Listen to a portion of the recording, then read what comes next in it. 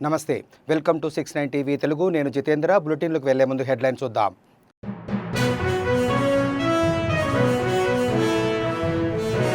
BRS MLA Jagadish Reddy వ్యాఖ్యలపై తెలంగాణ అసెంబ్లీలో దుమారం. అహంకారంతో మాట్లాడకుండా క్షమాపణ చెప్పాల్సిందేనన్న మంత్రి శ్రీధర్ బాబు.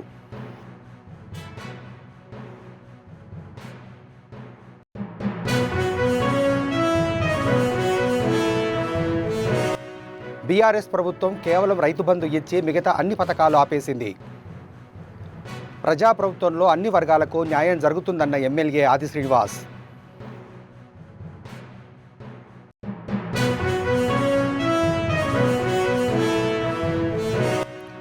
తెలంగాణ పోలీసులు పక్షపాతంగా వ్యవహరిస్తున్నారన్న బీజేపీ ఎమ్మెల్యే. హిందూ పండుగలపై ఆంక్షలు విధిస్తున్నారన్న రాజాసింగ్.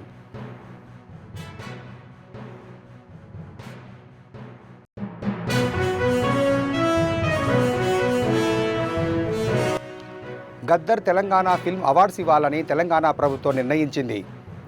త్వరలో జ్యూరీ కమిటీ ఏర్పాటు చేస్తామన్న ఎఫ్డీసీ చైర్మన్ దిల్రాజు.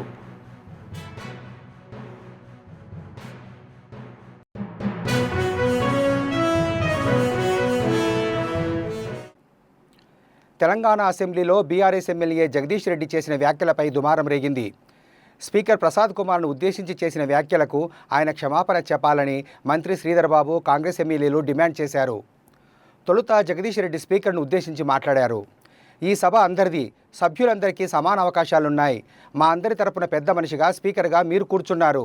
ఈ సభ మీ సొంతం కాదని వ్యాఖ్యానించారు. సభా సాంప్రదాయాలకు విరుద్ధంగా జగదీష్ రెడ్డి మాట్లాడారని స్పీకర్ ఆక్షేపించారు. జగదీష్ రెడ్డి వ్యాఖ్యలపై కాంగ్రెస్ సభ్యులు అభ్యంతరం తెలిపారు. స్పీకర్ను దూషించేలా ఆయన మాట్లాడారని, జగదీష్ రెడ్డి మాట్లాడిన ప్రతి పదాన్ని వెనక్కి తీసుకోవాలని డిమాండ్ చేశారు. ఆయన అహంకారంతో మాట్లాడకుండా క్షమాపణ చెప్పాల్సిందేనన్నారు మంత్రి శ్రీధర్ బాబు. మంత్రిగా చేసిన వారు అనుభవం ఉన్న వ్యక్తి జగదీశ్వర్ రెడ్డి గారు ఈ విధంగా ప్రస్తావన తీసుకొచ్చి స్పీకర్ గారిని బెదిరించే మాట మాట్లాడకుండా ఉంటే బాగుంటుంది అధ్యక్ష. తప్పకుండా వారు వాపసు తీసుకోవాలి. ఖచ్చితంగా కూడా బెదిరించడం జరుగుతూ ఉంది అధ్యక్ష. చైర్ను బెదిరించడం జరుగుతూ ఉన్న సందర్భం ప్రత్యక్షంగా మొత్తం యావత్ రాష్ట్రానికి సంబంధించిన ప్రజలందరూ కూడా చూస్తూ ఉన్నారు. దయచేసి కోరుతా ఉన్నాం, that is not the way. Srinivas Yadav గారు రెండు విషయాలు చెప్పారు, మేము విన్నాము. మళ్ళా అదే ప్రస్తావన తీసుకొచ్చి ఈరోజు వారు చెప్తా ఉన్నారు అధ్యక్ష. గవర్నర్కు సంబంధించిన ప్రసంగానికి సంబంధించి ఏదో మాట్లాడినారు, ఆర్టిఫిషియల్ ఇంటెలిజెన్స్ అన్నారు, ఇంకేదో అన్నారు, ఇంకా విన్నాం. దానికి కూడా సమాధానం చెప్తాం, దానికి ఏం ప్రస్తావన లేదు. తిరిగి తీసుకొచ్చి గవర్నర్ ప్రసంగమే విషయంలో అనేక సందర్భాల్లో చెప్పుకుంటూ పోయి 10 నిమిషాల తర్వాత ప్రసంగానికి సంబంధించిన అంశం మాట్లాడకపోక మా మంత్రి గారు కానీ మా సభ్యులు కానీ స్పందించడం జరిగింది. ఈరోజు వారు కంపారిజన్ తీసుకొస్తా ఉంటే సంవత్సరంలో మేమేం చేసినాం, 10 సంవత్సరాల్లో ఏం చేయలేకపోయినారో చెప్పింది తప్ప దీంట్లో వాస్తవికంగా వారిని ఏదో కార్నర్ చేయాలనో మమ్మల్ని ఏదో అన్నారని కాదు. దయచేసి నేను గౌరవ జగదీశ్వర్ రెడ్డి గారికి తెలియజేస్తా ఉన్నా, తెలియంది కాదు. గవర్నర్ ప్రసంగానికి సంబంధించి మీరున్నది అనుభవం ఉంది, మీకు మంత్రిగా చేసిండ్రు, ఈ విధంగా చేస్తే బాగుంటుందని చెప్పండి. మేము సాధారణంగా స్వీకరించడానికి పెద్ద హృదయంతో ఉన్నాం. కానీ ప్రతి అంశాన్ని కూడా ఇది చేయలే, అది చేయలే, సంవత్సర కాలంలో ఏం చేయలేస్తారు, ప్రభుత్వం ఏం చేయదలుచుకున్నది, ఏం చేయగలిగే సత్తా ఉన్నది చూపెట్టిన అధ్యక్ష. 14 నెలలలో మేం చేసిన ప్రతి సంక్షేమ కార్యక్రమం విషయంలో వారు 2014 నుంచి 2015 వరకు ఏం చేయలేకపోయినరో ఒక్క సంవత్సర కాలంలో నిలబెట్టి రాష్ట్ర ప్రజలకు తెలియజేసినాం. మేము ఖచ్చితంగా చెప్పదలుచుకున్నాం అధ్యక్ష. నేను దయచేసి ఈరోజు కూడా చెప్తా ఉన్నాం అధ్యక్ష, వారికంతా అనుభవం ఉంది. ఉన్న సందర్భంలో ఆ అనుభవాన్ని కూడా షేర్ చేసే ప్రయత్నం చేయమని చెప్తా ఉన్నాం. కానీ నేను ఈరోజు కూడా చెప్తా ఉన్నాం, మీరందరూ కూడా అనుభవజ్ఞులు, మీరు కూడా అనుభవజ్ఞులు సార్. మీరు మీ అందరి అనుభవం కూడా తెలియజేయండి. మన తెలంగాణ రాష్ట్ర ప్రజలకు ఉపయోగపడే విధంగా ఒక కార్యాచరణలో అడుగు పెడతా ఉన్న సందర్భంలో దాన్ని అడుగు అడ్డం వేయకుండా అడుగు కొద్దిగా ఇటు పోయినా చెప్పండి. మీరు కాదంటలేము. మీరు వ్యంగ్యంగా నవ్వినా ఏది నవ్వినా ప్రజలు మీ పరంగా వ్యంగ్యంగా నవ్వింది కనుక మేము ఇక్కడ ఉన్నాం. మేము మా పరంగా వ్యంగ్యంగా నవ్వకుండా ఉండే చూసే ప్రయత్నంలో ప్రతి అడుగు వేస్తాం. రాబోయే 4 సంవత్సరాల్లో కూడా ఈ రోజు కూడా చెప్తా ఉన్నాం అధ్యక్ష, మీరు మంచి సూచనలు ఇవ్వండి. శ్రీనివాస్ యాదవ్ గారు చెప్పారు సభా సాంప్రదాయాలతో, సరే వారు ఏ విషయంలో చెప్పినో ఏం సాంప్రదాయాలను పాటించే కార్యక్రమం చేయదలుచుకున్నాం కనుకనే ఈ విధంగా నడుస్తూ ఉన్నాం అధ్యక్ష. దయచేసి సహకరించి సబ్జెక్టు పరిమితమై ముందుకు పోవాలని కోరుతా ఉన్నాం అధ్యక్ష. రాష్ట్రంలో కులగణన శాస్త్రీయంగా జరిగిందని తెలంగాణ ప్రభుత్వ విప్ ఆది శ్రీనివాస్ అన్నారు. మాజీ సీఎం కేసీఆర్ కుటుంబ సభ్యులు దీనిలో పాల్గొనలేదని చెప్పారు. శాసనసభలో గవర్నర్ ప్రసంగానికి ధన్యవాద తీర్మానం ప్రవేశపెట్టిన అనంతరం ఆది శ్రీనివాస్ మాట్లాడారు. కేసీఆర్ ప్రభుత్వం 7 లక్షల కోట్ల అప్పులు చేసిందని, గత ప్రభుత్వం కేవలం రైతు బంధు ఇచ్చి మిగతా అన్ని పథకాలు ఆపేసిందన్నారు. రైతులకు రుణమాఫీ చేసిన ఘనత కాంగ్రెస్ ప్రభుత్వానిదేనన్న ఆయన సన్నవొడ్లు పండించిన వారికి 500 బోనస్ ఇస్తున్నామని తెలిపారు. కాంగ్రెస్ ప్రభుత్వం వచ్చాక ప్రాజెక్టులన్నీ వేగంగా ముందుకెళ్తున్నాయని ఆది శ్రీనివాస్ స్పష్టం చేశారు. మా కాంగ్రెస్ ప్రభుత్వం గౌరవ ముఖ్యమంత్రి నాయకత్వంలో అడుగులు వేస్తుంది. గత బీఆర్ఎస్ ప్రభుత్వం ఈ రాష్ట్రాన్ని ఆర్థికంగా చిన్నాభిన్నం చేసినప్పటికీ 7 లక్షల కోట్ల అప్పుల్లో ఈ రాష్ట్రాన్ని అప్పుల కుప్ప రాష్ట్రంగా మార్చినప్పటికీ కూడా ఆ రోజు తెలంగాణ సెంటిమెంట్తో అధికారంలోకి వచ్చి నీళ్లు నిధులు నియామకాలని చెప్పని పేరుతోటి నియంతృత్వ పరిపాలన సాగించినటువంటి ఆ పార్టీకి ప్రజలు తగిన సమయంలో సరైనటువంటి తీర్పునిచ్చి ఈ రాష్ట్రంలో కాంగ్రెస్ ప్రభుత్వం రావాలి, కాంగ్రెస్ ప్రభుత్వంతోనే ఇందిరమ్మ రాజ్యం వస్తుంది, పేదల ప్రభుత్వం ప్రజా పాలన వస్తుందని చెప్పని భావనతో ప్రజలు ఇచ్చిన అవకాశంతో కాంగ్రెస్ ప్రభుత్వం రావడం, ఇందిరమ్మ రాజ్యం గౌరవ ముఖ్యమంత్రి గారు రేవంత్ రెడ్డి గారు ఈ ప్రభుత్వం కొల్లు తీరింది. ఇందిరమ్మ రాజ్యంలో ప్రజాపాలన జరుగుతూ ఉంది. ప్రజలకు ఇచ్చినటువంటి హామీల్ని అమలు చేస్తూ ముందుకు పోతున్న సందర్భాన్ని ఈసారి గుర్తు చేస్తూ రాష్ట్ర ముఖ్యమంత్రిగా పదవి బాధ్యత స్వీకరించిన తర్వాత ప్రతినిత్యం 18 గంటలు కష్టపడుతూ ఏ ఒక్కరోజు కూడా సెలవు తీసుకోకుండా మరి ప్రభుత్వాన్ని ముందుకు నడుపుతున్న తీరు మనం అందరం కూడా చూస్తున్నాం అధ్యక్ష. ఆర్థికంగా అనేక కష్టాలు నష్టాలు ఉన్నప్పటికీ ఈ 15 నెలల కాలంలో ఈ గ్యారెంటీల అమలు కోసం మేము చేస్తున్నటువంటి కృషి కూడా అన్ని వర్గాలకు సమ్మిళిత అభివృద్ధి కోసం మా ముఖ్యమంత్రి రేవంత్ రెడ్డి గారు ఆలోచిస్తున్నారు. దానికి అనుగుణంగా తెలంగాణ అడుగులు వేస్తుందనే మాటని సందర్భంగా చెబుతూ అధ్యక్ష, ఓ సాహసోపేతమైన నిర్ణయం, ఓ చారిత్రాత్మకమైన నిర్ణయం, ఎవరు ఊహ కందనటువంటి అంశం. గౌరవనీయులు లోక్సభ ప్రతిపక్ష నాయకులు రాహుల్ గాంధీ గారు ఈ దేశంలో కుల గణన జరిగి తీరాల్సిందే, ఎవరి వాటా ఎంతో తేలాల్సిందే, వారికంతా ఈరోజు రాజకీయ ఉద్యోగ విద్యాపరమైనటువంటి అంశాలు అందివ్వాలని చెప్పని ఇచ్చిన పిలుపు మేరకు తెలంగాణలో గౌరవ ముఖ్యమంత్రి రేవంత్ రెడ్డి గారు ఇదే సభలో బీసీ సంక్షేమ శాఖ మంత్రులు పొన్నం ప్రభాకర్ గారి ద్వారా మరి బీసీ కులగణనకు తీర్మానం ప్రవేశపెట్టి సుమారు 1 లక్ష పైన ప్రభుత్వ ఉద్యోగులతోటి శాస్త్రీయ పద్ధతుల్లో ఈరోజు కులగణన జరిపిన తీరు ఆదర్శనీయమైంది. తెలంగాణ మోడల్ అయింది ఈ దేశంలో ఉన్నటువంటి ఇతర రాష్ట్రాలకు. తెలంగాణ పోలీసులు పక్షపాతంగా వ్యవహరిస్తున్నారని బీజేపీ ఎమ్మెల్యే రాజాసింగ్ ఆరోపించారు. హిందువుల పండుగలు వచ్చినప్పుడు కఠిన ఆంక్షలు అమలు చేస్తున్న పోలీసులు ముస్లిం పండుగ రంజాన్కు అన్ని వెసులుబాట్లు కల్పించారని ఆగ్రహం వ్యక్తం చేస్తున్నారు. ఇలాంటి చర్యలతో పోలీస్ వ్యవస్థపై నమ్మకం పోతుందన్నారు. ఇప్పటికైనా ప్రభుత్వం పోలీసులు అన్ని మతాలను సమదృష్టితో చూడాలని కోరారు. जब से तेलंगाना में सरकार बनी है कांग्रेस की, तब से हिंदू मंदिरों पर हमले हो रहे हैं, हिंदू फेस्टिवलों पर प्रतिबंध लगाने का प्रयत्न किया जा रहा है, या दीपावली हो या होली हो। अभी अभी तेलंगाना की पुलिस द्वारा एक तुगलक फरमान जारी हुआ। उस फरमान में ये लिखा हुआ है कि कोई भी ज्यादा ग्रुप में ना घूमे, ज्यादा बाइक पे ना घूमे और एक समय तक ही होली मनाए और किसी अन्य व्यक्तियों पर कलर ना डालें। अगर कोई भी हमारे आदेशों का अगर उल्लंघन करेगा तो उन पे हम कार्रवाई करेंगे। ऐसा एक निजामिया फरमान तेलंगाना के कांग्रेसी मुख्यमंत्री के आदेश पर पुलिस ने निकाला है। तो मैं उन मुख्यमंत्री को, उन पुलिस के अधिकारियों से पूछना चाहूंगा, रमजान के 30 दिन होते हैं और इन 30 दिनों में रातों में किस प्रकार से बाइकों पे घूमा जाता है, किस प्रकार से ग्रुप बनाकर घूमा जाता है। क्या यहाँ तेलंगाना के जो नवे निजाम है रेवंत रेड्डी जी को क्या नहीं दिख रहा है? क्या पुलिस के अधिकारियों को नहीं दिख रहा है?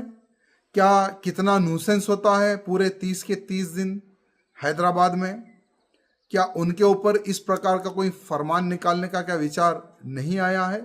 लेकिन नहीं, हमारी जो कांग्रेस है वहाँ पर्टिकुलर एक समाज की गुलाम कांग्रेस है।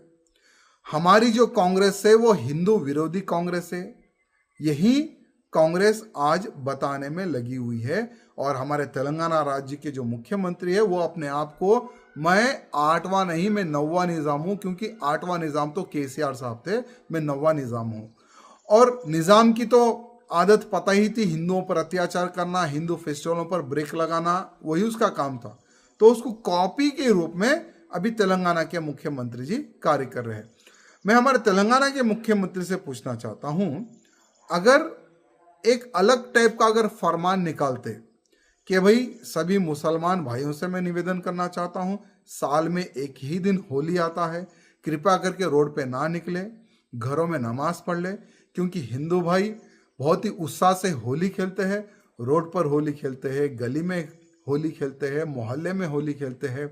अगर बाई चांस आप पे कलर गिर जाता है तो आप नाराज़ नहीं होना, इसलिए आप घर के बाहर ना निकले। अगर उस प्रकार का अगर हमारे कांग्रेस की मुख्यमंत्री या पुलिस के अधिकारी अगर फरमान जारी करते तो एक बैलेंसिंग देता था। लेकिन इन्होंने क्या किया कि कोई भी अगर रोड पर न्यूसेंस करेगा तो हम उस पर एक्शन लेंगे, 12 बजे के अंदर ही होली खेलना है, उसके बाद में अगर कोई रोड पे दिखेगा तो हम उस पर एक्शन लेंगे। यहाँ कांग्रेस की नीति है। तो मैं हमारे मुख्यमंत्री से निवेदन करना चाहता हूँ, नीति को बदले, नहीं तो तेलंगाना की जनता तुम्हें बदल देगी। यहाँ बात ध्यान रखना। గద్దర్ తెలంగాణ ఫిల్మ్ అవార్డ్స్ ఇవ్వాలని తెలంగాణ ప్రభుత్వం నిర్ణయించిందని film development corporation chairman Dil Raju తెలిపారు. ఇందుకోసం ఒక కమిటీని కూడా ప్రభుత్వం ఏర్పాటు చేసిందని అన్నారు. నియమ నిబంధనలు ఫ్రేమ్ చేశామన్న ఆయన 2024 సంబంధించి అవార్డ్స్ ఇస్తామని తెలిపారు. గద్దర్ అవార్డ్స్ మాత్రమే కాకుండా పైడి జయరాజ్, కాంతారావు పేరుతో అవార్డ్స్ కూడా ఇస్తామని దిల్ రాజు స్పష్టం చేశారు. ఏప్రిల్లో అవార్డ్స్ ఇవ్వాలని ప్రభుత్వం భావిస్తుందని తెలిపిన ఆయన అందరూ సపోర్ట్ చేయాలని, త్వరలో జ్యూరీ కమిటీని కూడా ఏర్పాటు చేస్తామన్నారు దిల్ రాజు. నరసింహరావు గారు చైర్మన్గా, వైస్ చైర్మన్గా నేనున్నాను ఆ కమిటీలో.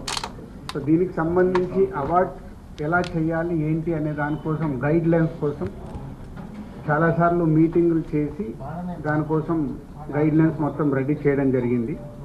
2024లో సినిమాలు నిర్మించిన నిర్మాతలకి ఈ గైడ్ లైన్స్ని అందజేసేలాగా ఇటు ఎఫ్డీసీ అండ్ మీడియా ద్వారా చేస్తున్నాం. 2024లో అంతకుముందు ఉమ్మడి రాష్ట్రం ఉన్నప్పుడు ఎలాంటి అవార్డ్స్ ఉన్నాయో అన్ని అవార్డ్స్ ఉంచుతూ 1-2 మార్పులు జరిగాయి, మెజారిటీగా అలాగే ఉన్నాయి. దాంతోపాటు పైడి జయరాజ్ గారి పేరు మీద అలాగే కాంతారావు గారి పేరు మీద కూడా స్పెషల్ అవార్డ్స్ యాడ్ చేయడం జరిగింది. ఉర్దూ సినిమాకి కూడా ఎంకరేజ్ చేయాలి అనే ఉద్దేశంతో ఒక అవార్డు పెట్టడం జరిగింది, బెస్ట్ ఫిలిం అవార్డు, అదొకటి యాడ్ అయింది. ఉమ్మడి రాష్ట్రంగా ఉన్నప్పుడు మనకు నంది అవార్డ్స్ ఉన్నాయి. తర్వాత రాష్ట్రాలు వేరువేరు అయిన తర్వాత తెలంగాణ సపరేట్గా మనకు తెలంగాణ రాష్ట్రం రావడం జరిగింది. సో దానికోసం 2014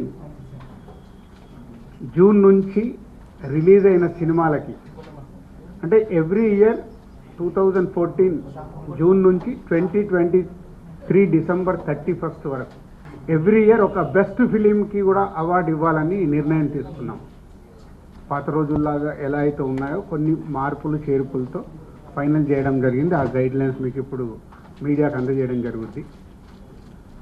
సో అప్లికేషన్స్ ఇమీడియట్గా స్వీకరించి స్క్రూటినీ చేసి జ్యూరీలు కూడా ఫైనల్ చేసేసి ఏప్రిల్లో ఈ అవార్డ్ ఫంక్షన్ అంగరంగ వైభవంగా చేయాలని ప్రభుత్వం ఆశిస్తుంది. దానికి అందరం ఎఫ్డీసీ తరపున అలాగే ఫిలిం ఇండస్ట్రీ నుంచి చాలామందిని ఇక్కడ మేము జ్యూరీలాగా తీసుకొని చేసి అవార్డ్స్ అనేటివి నెక్స్ట్ మంత్ బెస్ట్ ఈవెంట్ చేయాలని గవర్నమెంట్ ఆశిస్తుంది. దానికి మేము కంప్లీట్ చేయాలని ఈ రోజు నుంచి కంకణం కట్టుకున్నాం. 2014 నుంచి కొన్ని ఎఫ్డీసీకి అప్పుడు బీఆర్ఎస్ గవర్నమెంట్ ఉన్నప్పుడు సైమా అవార్డ్స్ అని ఒకటి వాళ్ళు డిస్కషన్ జరిగినప్పుడు కొంతమంది ఎఫ్డీసీకి అవార్డు దానికోసం సిమ్మా అవార్డ్స్ అనుకున్నప్పుడు దానికి కొంతమంది ఎఫ్డీసీకి అవార్డ్స్ కోసం అప్లికేషన్తో పాటు సమ్ అమౌంట్స్ పే చేశారంట. అలాంటివన్నీ 2024 కంటే ముందు ఏవైతే అలాంటి ఏమైనా పే చేసినవి ఉంటే ఎఫ్డీసీ నుంచి వాళ్ళకి అవి తిరిగి ఇవ్వడం జరుగుతుంది. నల్గొండ జిల్లా రాములబండ రంగారెడ్డి నగర గ్రామంలో ఎండిపోయిన పంట పొలాలను బీజేపీ జిల్లా అధ్యక్షుడు నాగం వర్షిత్ రెడ్డి పరిశీలించి రైతు కుటుంబాలకు భరోసానిచ్చారు. నీటిలేమితో ఎండిపోయిన వరి పంట రైతులను ప్రభుత్వం పట్టించుకోవడం లేదని విమర్శించారు. పంటలు ఎండిపోయి రైతులు ఆర్థికంగా నష్టపోతున్నారని నేతలు ఆవేదన వ్యక్తం చేశారు. ప్రభుత్వ ఉదాసీన వైఖరి, తగిన సాగునీటి సదుపాయాలు లేని కారణంగా వేలాది ఎకరాల్లో పంట నాశనమైందని ఆగ్రహం వ్యక్తం చేశారు. నల్లగొండ మండలం పారపల్లిగూడెంలో ఈరోజు బుచ్చయ్య అనేటువంటి రైతు ఇక్కడ మనతో పాటు ఉన్నారు.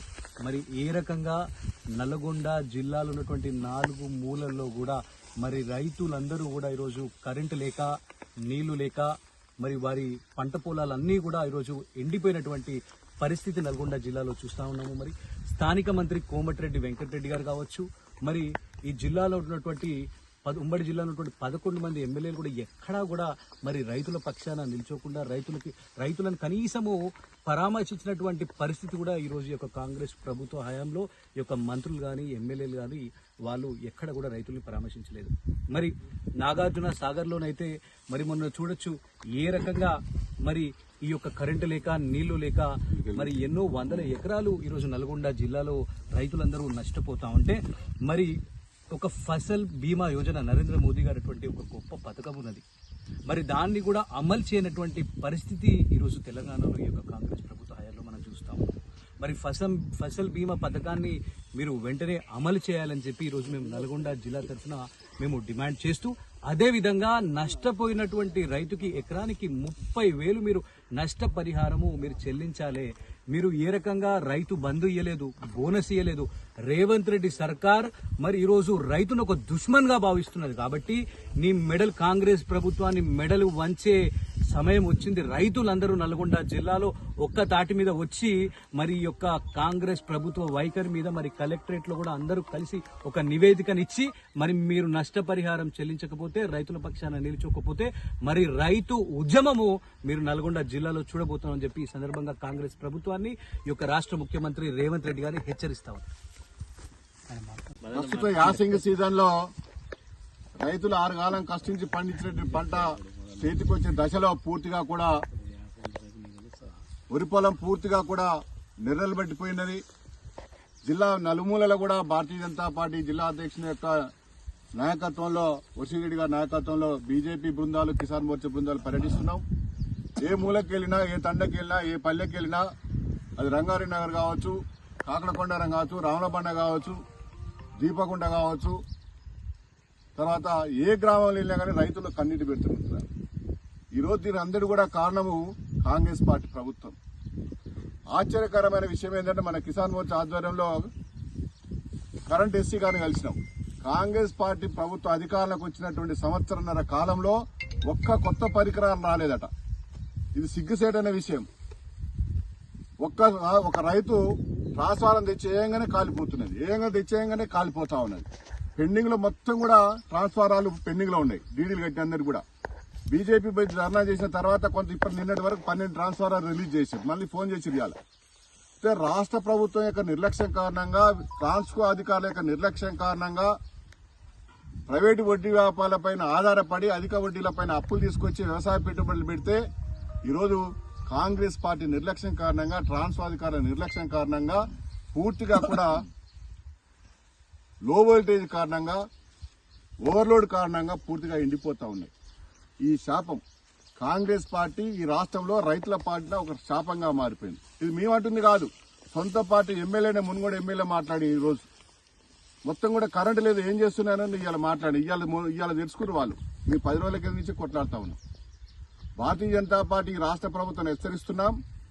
ఎండిపోయినటువంటి పంట పొలాలన్నింటి కూడా క్షేత్రస్థాయిలో రెవెన్యూ అధికారులు, అదేవిధంగా వ్యవసాయ శాఖ అధికారులు కోఆర్డినేషన్ చేసుకుని క్షేత్రస్థాయిలో సర్వే నెంబర్ వారీగా, భూముల రైతుల వారీగా, ఎకరాల వారీగా కూడా నష్టాన్ని అంచనా వేసి ఒక సమగ్రమైన నివేదికను తయారు చేసి ఎకరానికి 30,000 రూపాయలు నష్టపరిహారం ఇవ్వాలని రేవంత్ రెడ్డి ప్రభుత్వాన్ని భారతీయ జనతా పార్టీ డిమాండ్ చేస్తున్నాం. ఈ జిల్లా వైసీపీ అధినేత మాజీ ముఖ్యమంత్రి వైఎస్ జగన్మోహన్ రెడ్డిని తాడేపల్లిలోని ఆయన నివాసంలో తమిళనాడు మంత్రి ఈవీ వేలు, డీఎంకే రాజ్యసభ సభ్యుడు విల్సన్ కలిశారు. ఈ నెల 22న చెన్నైలో జరగనున్న సౌత్ ఇండియా అఖిలపక్ష నాయకుల సమావేశానికి వైఎస్ జగన్ను వారు ఆహ్వానించారు. తమిళనాడు సీఎం స్టాలిన్ రాసిన లేఖను వైఎస్ జగన్కు డీఎంకే నేతలు అందజేశారు. లోక్సభ నియోజకవర్గాల పునర్విభజన అంశంపై చర్చించేందుకు పలు రాష్ట్రాల సీఎంలు, పార్టీల అధినేతలు, ప్రతిపక్ష నాయకులకు ఇప్పటికే స్టాలిన్ ఆహ్వానం పంపారు. ఈ క్రమంలో తమిళనాడు డీఎంకే నేతలు వైఎస్ జగన్ను కలిశారు.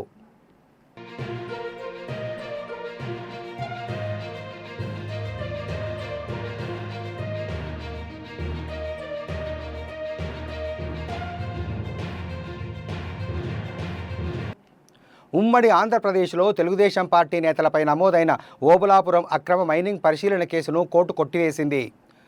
ఓబులాపురం మైనింగ్పై గతంలో టీడీపీ నేతలు చేపట్టిన ఆందోళనపై కేసులు నమోదయ్యాయి. ఈ కేసు విచారణకు విజయవాడ ప్రజాప్రతినిధుల కోర్టుకు ఈరోజు తెలుగుదేశం పార్టీ నేతలు హాజరయ్యారు. మంత్రి అచ్చెన్నాయుడు, దేవినేని ఉమా, ఎర్రబెల్లి దయాకర్, చినరాజప్ప, ధూళిపాల నాగేంద్ర, నాగం జనార్దన్ రెడ్డి హాజరయ్యారు. ఆందోళనపై టీడీపీ నేతలపై నమోదైన కేసును కోర్టు కొట్టివేసింది. గత కొన్ని సంవత్సరాలుగా విచారణ జరుగుతున్న టీడీపీ నేతలకు కేసు కొట్టివేయడంతో ఊరట లభించింది.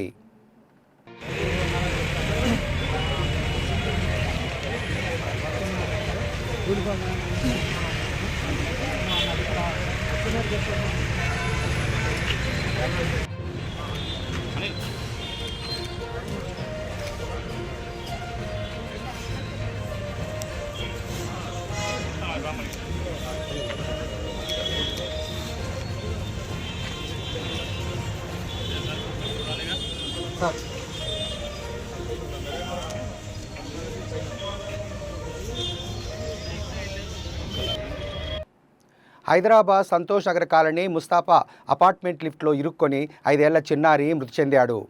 బుధవారం రాత్రి 10 గంటల ప్రాంతంలో సురేందర్ ఆడుకుంటూ లిఫ్ట్ తలుపు మధ్యకు వెళ్ళగా ఎవరూ గుర్తించలేదు.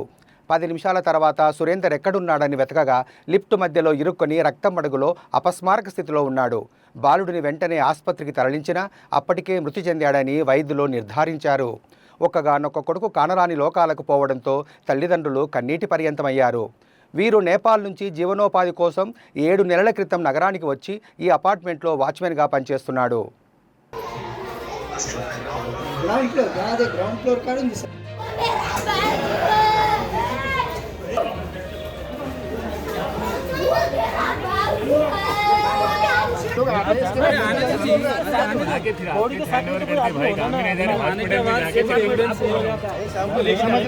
వరల్డ్ కిడ్నీ డే సందర్భంగా గుంటూరు జిల్లా మంగళగిరిలోని ఎయిమ్స్ ఆధ్వర్యంలో ఆసుపత్రి సిబ్బంది ఉదయం వాగ్దాన్ ర్యాలీ నిర్వహించారు. ప్రతి ఒక్కరూ తమ ఆరోగ్యాన్ని కాపాడుకోవాలని, జంక్ ఫుడ్, ఫాస్ట్ ఫుడ్స్కు దూరంగా ఉండాలని ఈ సందర్భంగా ఎయిమ్స్ వైద్యులు తెలిపారు. ఒక్కసారి సమస్య వస్తే అవి దీర్ఘకాలపు వ్యాధికి దారితీస్తాయన్నారు. ఈ అవగాహన కార్యక్రమంలో ఎయిమ్స్ డాక్టర్లు, సిబ్బంది పాల్గొన్నారు.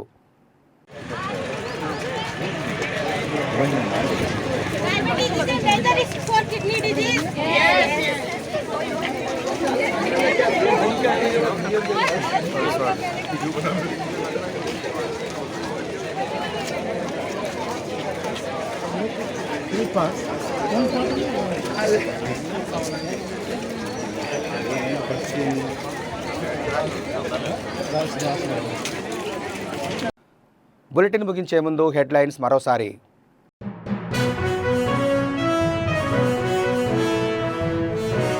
బీఆర్ఎస్ ఎమ్మెల్యే జగదీష్ రెడ్డి వ్యాఖ్యలపై తెలంగాణ అసెంబ్లీలో దుమారం. అహంకారంతో మాట్లాడకుండా క్షమాపణ చెప్పాల్సిందేనన్న మంత్రి శ్రీధర్ బాబు.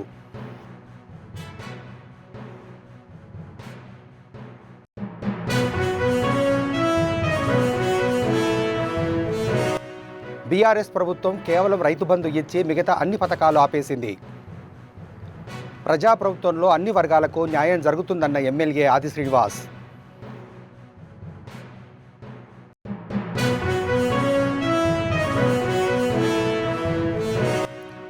తెలంగాణ పోలీసులు పక్షపాతంగా వ్యవహరిస్తున్నారన్న బీజేపీ ఎమ్మెల్యే. హిందూ పండుగలపై ఆంక్షలు విధిస్తున్నారన్న రాజాసింగ్.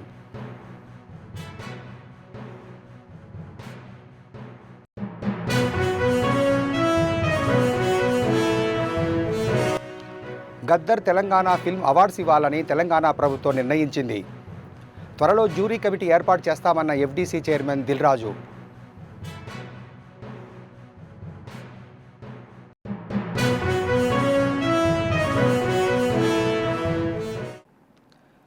మరిన్ని అప్డేట్స్ కోసం చూస్తూనే ఉండండి 69 టీవీ తెలుగు.